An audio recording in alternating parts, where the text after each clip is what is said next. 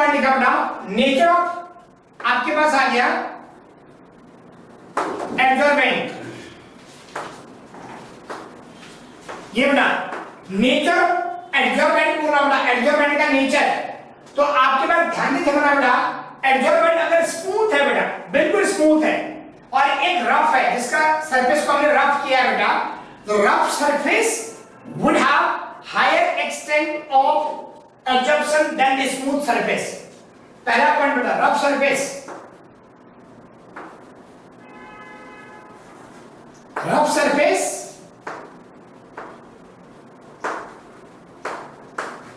has higher extent of absorption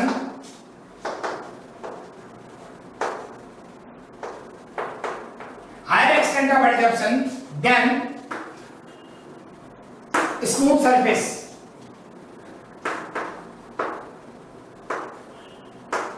ये बेटा rough surface has higher extent of absorption then smooth surface. बेटा आपको ये बात क्लियर करनी पड़ेगी बेटा, आपको पहले पॉइंट है बेटा। और इसी में बेटा हमने लिया बेटा आपके पास ये देखिए, हमने ये पॉइंट लिख दिया,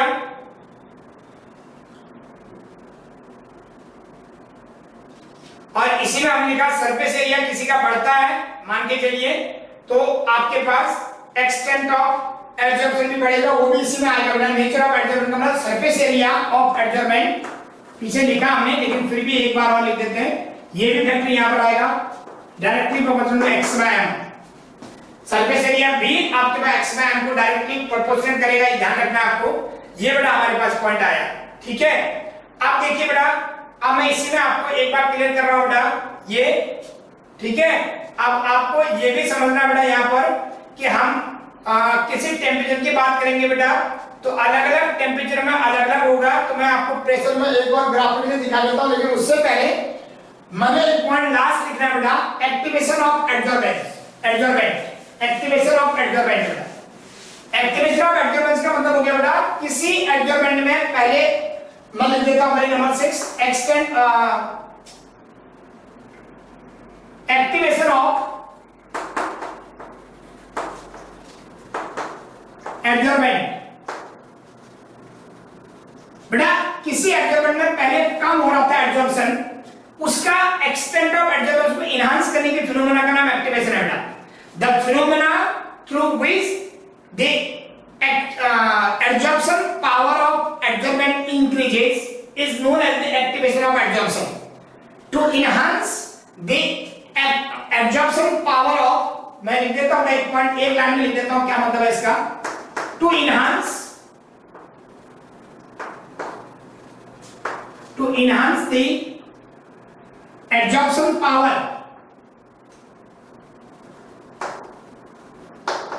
absorption power of, to enhance the absorption power बेटा, to enhance the absorption power of adsorbent। ये बेटा to enhance the absorption power of adsorbent is known as the activation of adsorption बेटा।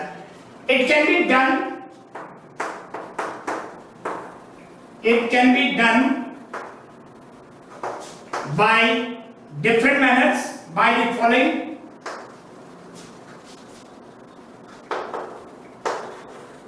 different manners, different ways. One, by increasing surface area, by cut into many pieces, by increasing surface area, by increasing surface area,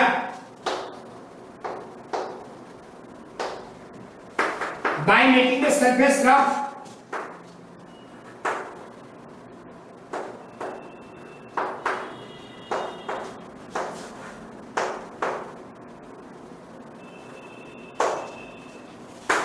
by using some chemicals,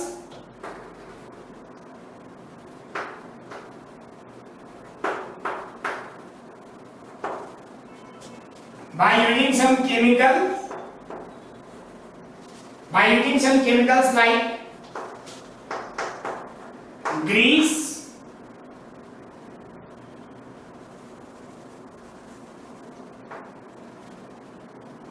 chemicals like आप बोल सकते हो बेटा घी, oil, या आगे बेटा surface on the surface of absorbent, इससे भी हम बढ़ा सकते हैं बेटा, ठीक है। और यहां पर आगे बेटा ये, और एक ही और बेटा by removing the gas already absorbed, by removing the gas already absorbed, by removing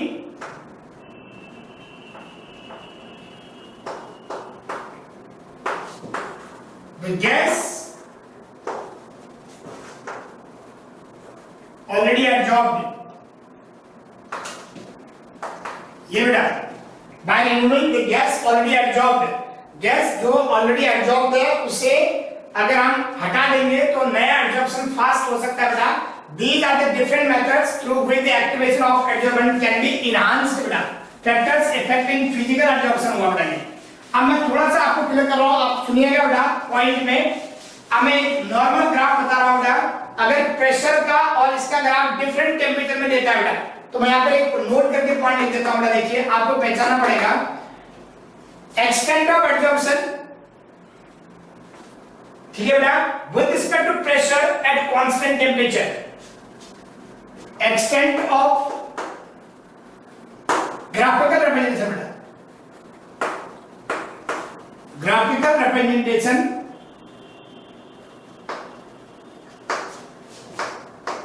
of extent of absorption, graphical representation of extent of absorption, ठीक है बेटा, with respect to pressure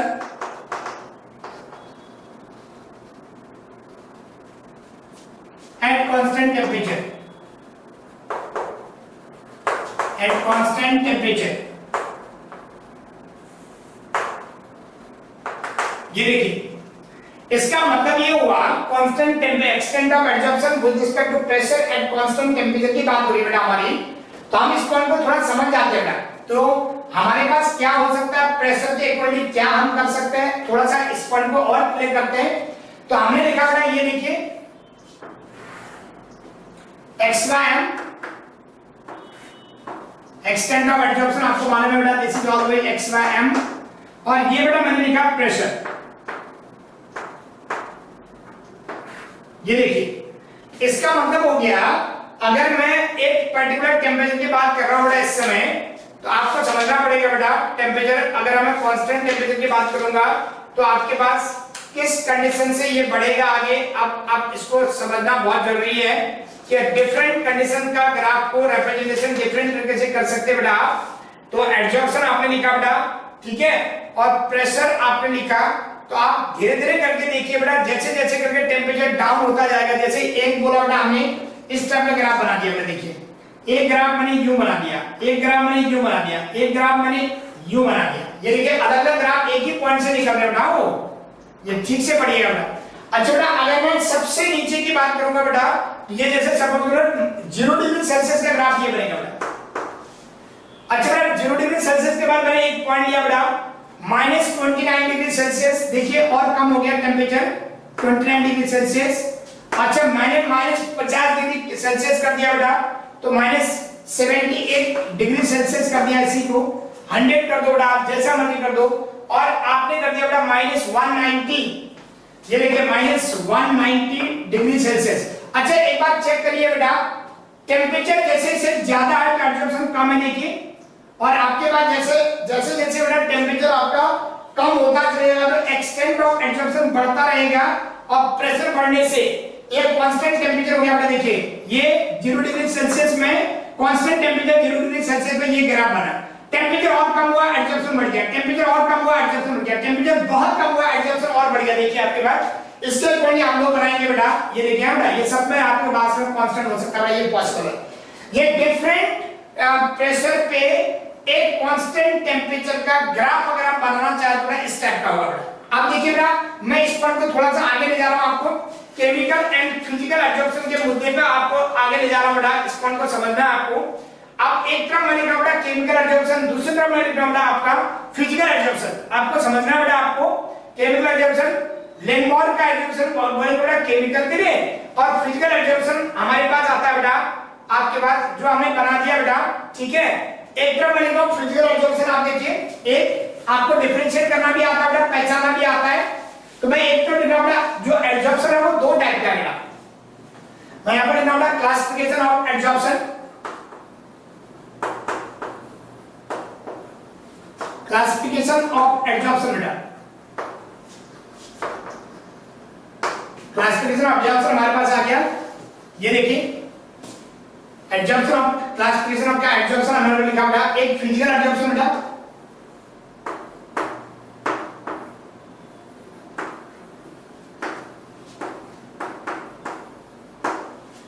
physical absorption, ठीक है बेटा, और आपके पास दूसरी तरफ केमिकल एब्जॉर्प्शन बेटा, ठीक है। फिजिकल एब्जॉर्प्शन एंड केमिजॉर्प्शन बोलते हैं बेटा, केमिजॉर्प्शन यानी कि केमिकल एब्जॉर्प्शन, केमिकल एब्जॉर्प्शन, केमिजॉर्प्शन बोलते हैं आप इसे, ये बेटा केमिजॉर्प्शन। अच्छा बेटा डिस्टिंग्विश का पहला पॉइंट बेटा फिजिकल एब्जॉर्प्शन में नंबर 1 पॉइंट बेटा आपके पास आया, जो एब्जॉर्बेंट एंड एब्जॉर्बेंट के बीच में जो फोर्स लगेगा बेटा that will be the least force of attraction, that is what we call van der Waals force of attraction बेटा। मैं यहां पर लिखा बेटा absorbent and absorbent experience van der Waals forces, absorbent and absorbent experience the wonderful forces only, experience the wonderful forces,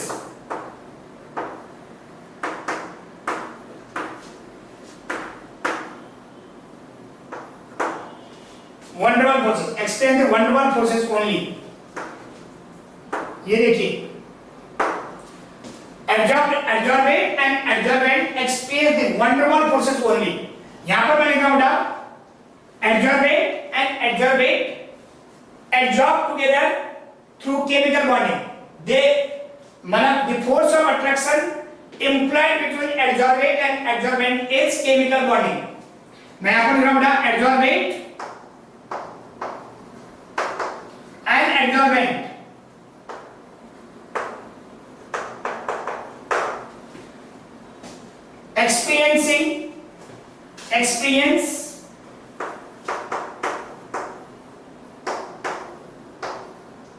experience chemical bonding।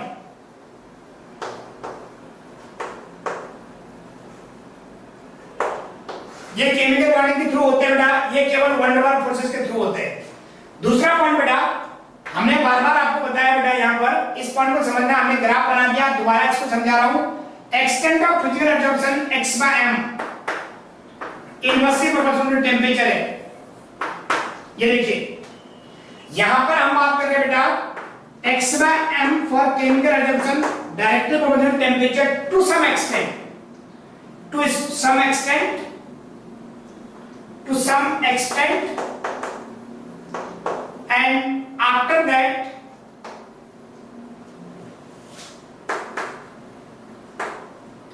absorption decreases। ये graphical evidence को समझना जरूरी है बेटा।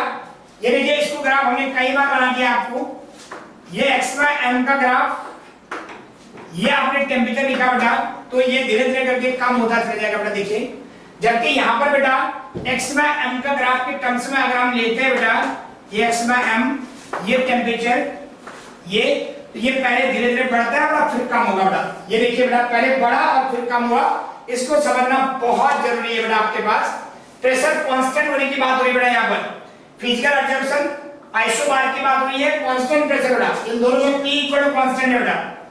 ये P इक्वल टू कांस्टेंट होने पर है बेटा, और ये भी बेटा P धीरे धीरे करके कम होगा, ये समझना जरूरी है बेटा।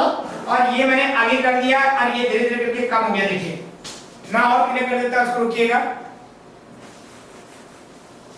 पहले केमिकल बॉन्डिंग बनती है बेटा, उसके बाद आगे धीरे धीरे बेटा ये देखिए बेटा, ये आपके पास P इक्वल टू कांस्टेंट है बेटा।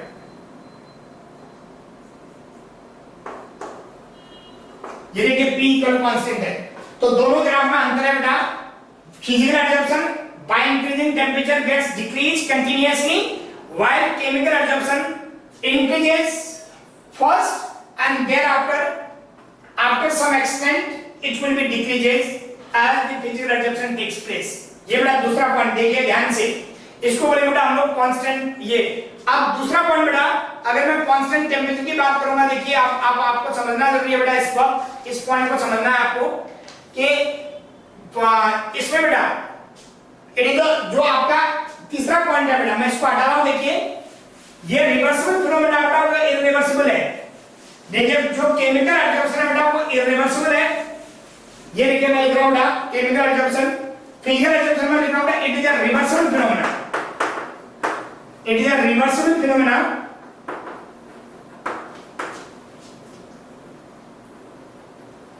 अच्छा बेटा रिवर्सल का मतलब हो गया हमने एब्जॉर्बेट और एब्जॉर्बेंट को एक इकट्ठा आए थे, किसी और मैनर से हमने उनको सेपरेट कर दिया बेटा और फिर एक इकट्ठा कर दिया बेटा। तो जैसे डस्ट कहीं पर आके रुकेगी, आप साफ कर दीजिए दोबारा डस्ट आ जाएगी। लेकिन केमिकल एब्जॉर्प्शन इरिवर्सिबल फिनोमेना बेटा, ये इरिवर्सिबल फिनोमेना है, ये इरिवर्सिबल फिनोमेना। इरिवर्सिबल क्यों? क्योंकि अगर एक बार प्रेसिपिटेट बन गए तो दोबारा उसको कन्वर्ट करके बेटा हम ये बना नहीं सकते बेटा। मतलब हमारे पास हम एब्जॉर्बेंट के बीच में अगर हमारे पास प्रेसिपिटेशन हो गया तो दोबारा हम उस प्रेसिपिटेशन को तोड़ के एब्जॉर्बेंट और एब्जॉर्बेंट को अलग नहीं कर सकते। तो this is supposed to be आपके पास इरिवर्सिबल फिनोमेना। अच्छा हीट ऑफ एब्जॉर्प्शन इसमें वेरी लो होता है बेटा, heat of absorption low, heat of absorption very low is low, लिख देता सीधा is low, that is हमारे पास एक सिंपल पॉइंट बेटा, that is आपके पास about 22, that is about 20 to 40 kilo joule बेटा। ये बेटा 20 to 40 किलो जूल हमारे पास है बेटा पर मोल, जबकि वहां पर बेटा heat of absorption is very high, आपके पास आएगा बेटा heat of absorption is very high, heat of absorption is very high, that is about 40 to 400 kilojoule पर मोल बेटा। बहुत ज्यादा हीट ऑफ एब्जॉर्प्शन होगा देखो, और वहां पर बहुत कम हीट ऑफ एब्जॉर्प्शन होती है, आपको मालूम है बेटा, ठीक है।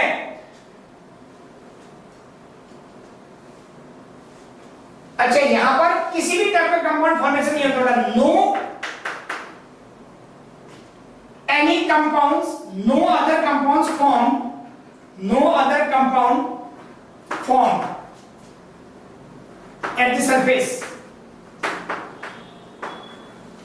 यहां पर बेटा certain compounds formed on the surface of absorption बेटा, ये आपके पास certain compounds formed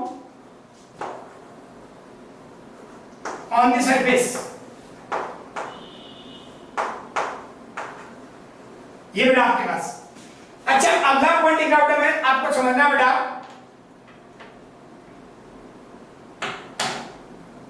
ये एक और point, it is not specific in nature बेटा, not specific in nature, कहीं पर भी हो जाएगा ये not specific in nature, जबकि बेटा ये very specific in nature बेटा, it is specific in nature, it is specific in nature।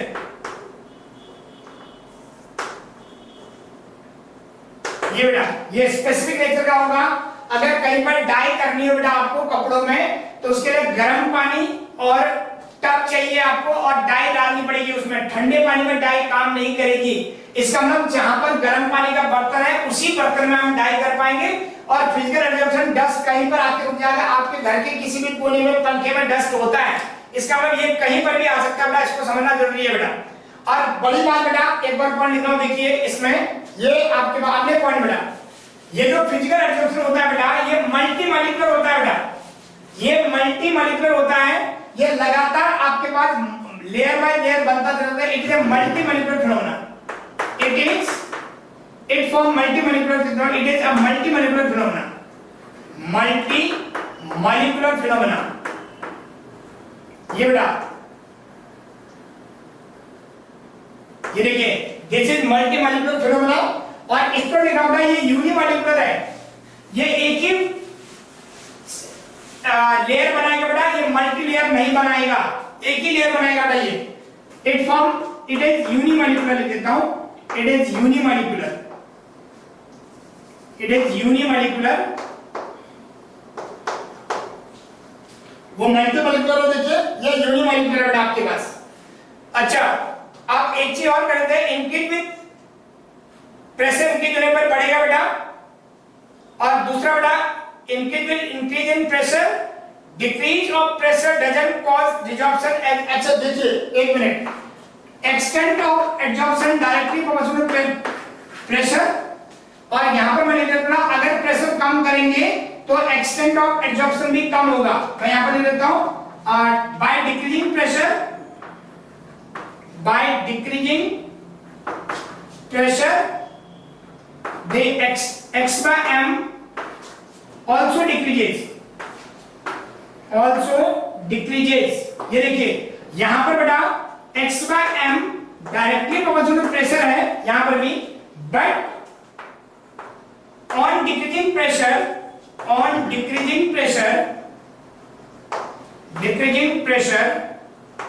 the extent of absorption x by m, extent of absorption the x by m doesn't affect decreasing pressure, the x by m, the extent of absorption देता हूं, the extent of absorption doesn't affect। ये बेटा इसमें pressure का effect नहीं होता बेटा अगर डिक्रीज करेंगे तो। आपको समझना बेटा, ये बात दिमाग में आनी चाहिए आपकी, ये एक पॉइंट है।